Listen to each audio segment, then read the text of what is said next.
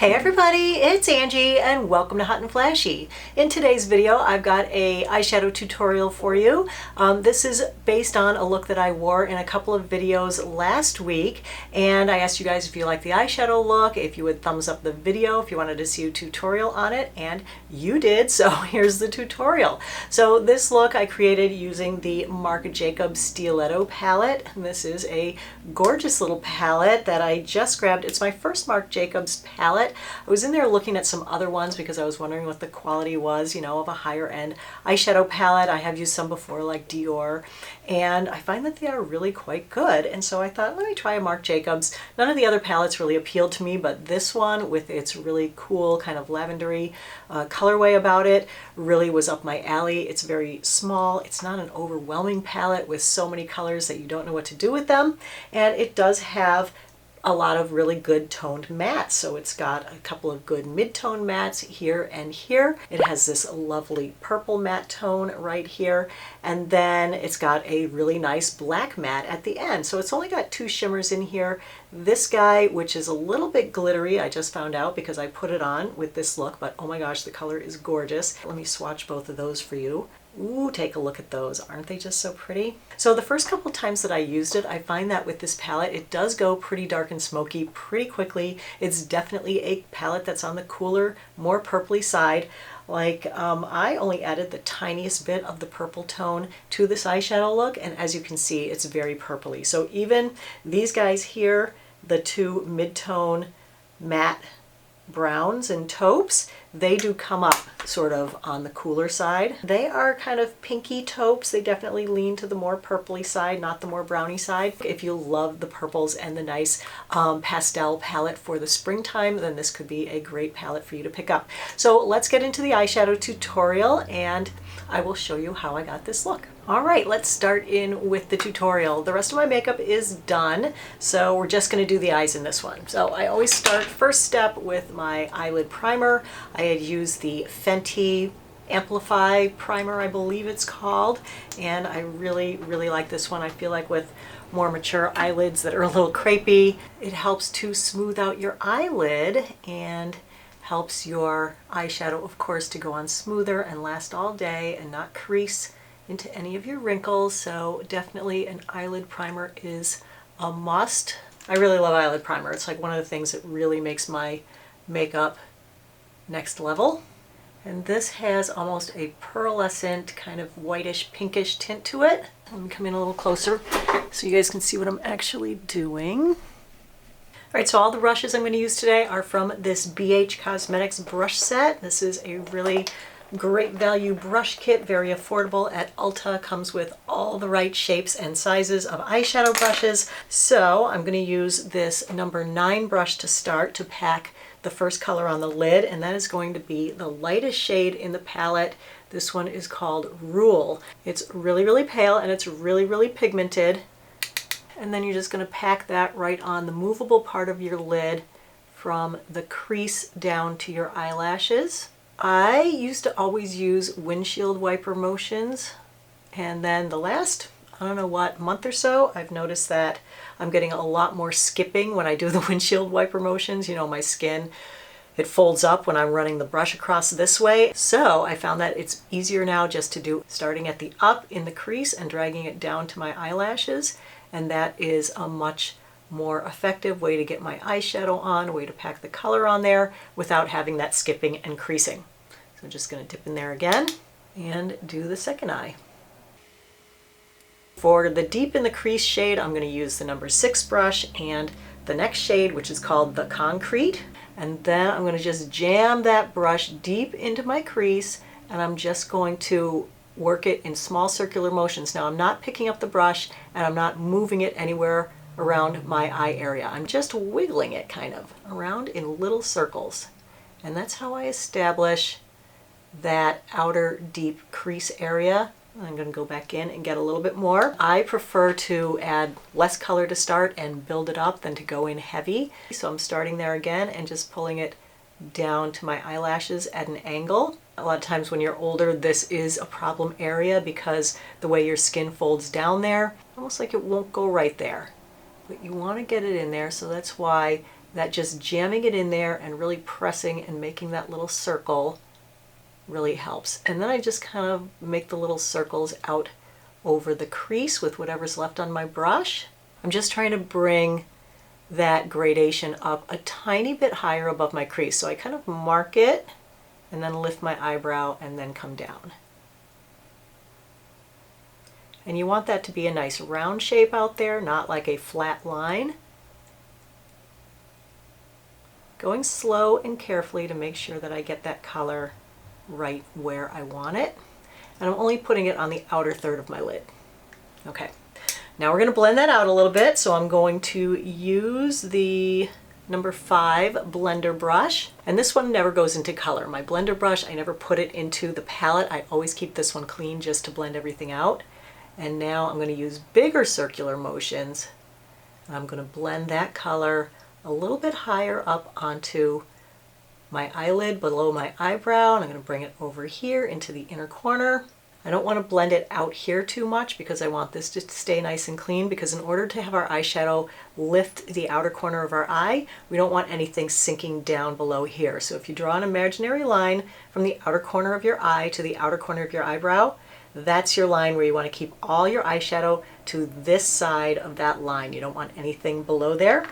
And I can see that I just want a little bit more of that same color just right here, just to lift that up a little bit.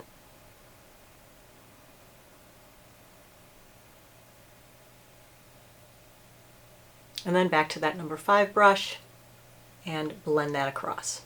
So for the next shade, we're going to use this little number 10 brush. It's just like a little pencil brush. I'm going to put that into the other brownish tone in the palette. That's called Become.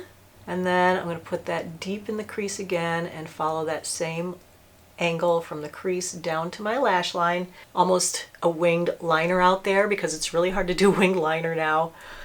My eyes have changed a little bit, and I can hardly do a winged liner out there unless I make it go really almost straight up towards my eyebrows. And I know most people are going to be like, that's wrong, that's not how you do it. But those of you who have older eyes, you know that the stuff that used to work just doesn't anymore, so you have to adjust everything. So in order to make it lift, I have to make it really lift. It has to really go up at an angle. So I just take that and I run it right down onto my lashes. So you're going to go back in with the number 5 blending brush, give that a little blend. I'm going to bring that across onto my movable lid a little bit, maybe about halfway, just to create like a gradation from here into the white that we have going on over there. So let's go in with the number 7 brush and this shade here, which is called Jungle. And I'm just going to use that to kind of make this just a little bit more purpley. So I'm going to put that at the outer third of my eyelid. And then I'm going back in with the blending brush and just blending that across to the left into the whiter eyeshadow.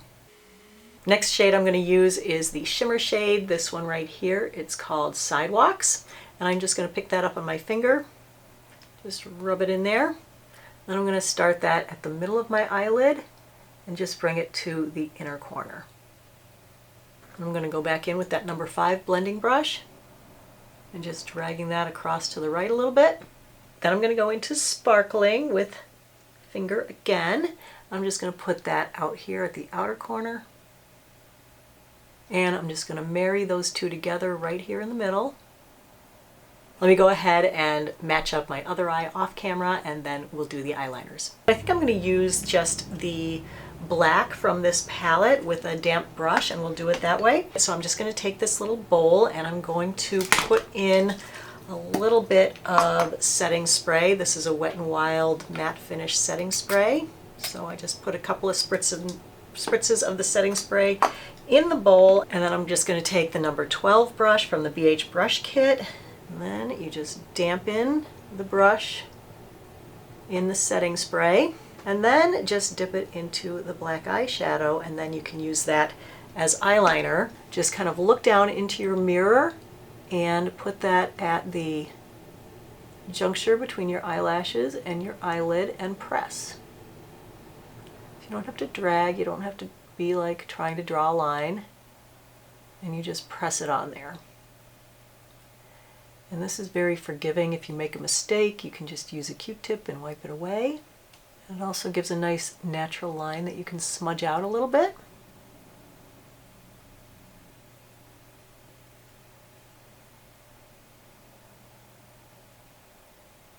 I never go all the way down to the corner of my eye because then that really drags my eye down. So I start that about 1/8 of an inch from the corner of my eye, and I just make that go almost straight up. And then just drag across to have those meet. I can't really see what I'm doing because of how far I am from my mirror. I did make a little bit of mess out there, so I'm going to use my Brow Food Chamomile Makeup Eraser Pen. This guy is great because it's got a nice little felt tip. So where I just messed up kind of that line, I can fix the outer part of that line. There we go. So, all right, let's do the other eyeliners. You know, I always do like my tight lining. For that, I'm going to use the Marc Jacobs gel liner. This is the matte one called Irony, and I just run that at the base of my lashes. I just really like my lashes and my waterline to be connected, so I always tight line. You don't have to if you don't like it. I wear contacts. This doesn't bother my contacts. For the lower lash line, I'm going to use the Sephora Colorful Contour Liner Crayon. This is in Lavender Fields. It's waterproof. I like this better than the Marc Jacobs Lavender one. That one dries out so fast, and every time I use it I have to sharpen it, and I just feel so wasteful. So anyway, I'm just going to do this for the lower waterline and just smudge that out a little bit with my finger.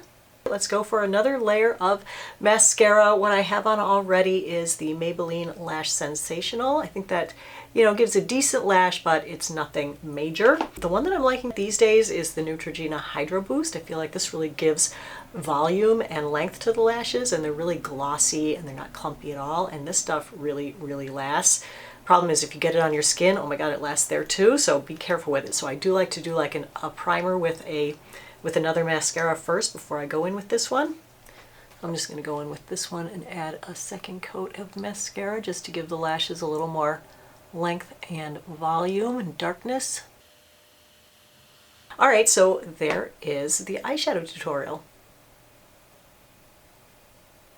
All right, everybody, that's it for today's video. I hope you found the tutorial helpful and informative. If you did, go ahead and give the video a like and subscribe to my channel. Don't forget to hit the notification bell while you're down there. And as always, I thank you so much for your time. I really appreciate your watching. So have a great day, and I will see you in the next video. Take care, everybody. Bye-bye.